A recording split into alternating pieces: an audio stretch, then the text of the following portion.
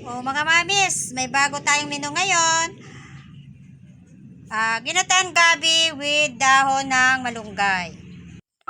Dito mga mamis, sa pagluluto natin ito, ay hindi na po natin papakuluan yung gabi, kundi atin na po siyang idiretsong igisa sa sibuyas, bawang at saka luya.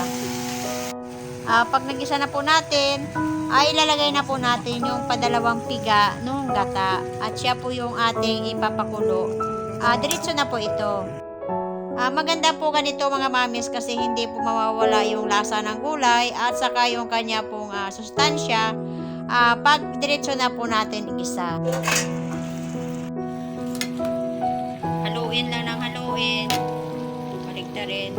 Hindi ko na pinakita mga mamis ang paghiwa ng gabi. Kailangan ganito, maninipis lang para madali siya maluto.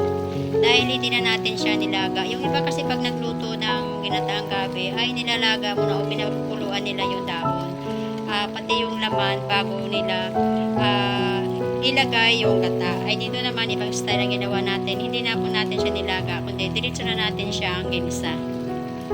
Sa pagtitimpla po, bahala na po kayo. Pwede nyo dagdagan ng mga kung ano pong gusto nyo pang pasarap. Pero dito po ay asin, paminta, at saka bitsin na po ang nilagay natin dito. Pwede rin po ninyo dagdagan ng meat, hipon, o ano po, isda, kung ano pong gusto nyo pong idagdag na pang pasarap sa gabi. Pag medyo malambot na, ilagay na yung unang gata. Ilagay ng malunggay. Ginataang gabi with malunggay. Sarap. Pag kumulo, hanguin na po. Dahil hindi naman masarap pagka lumsak yung malunggay.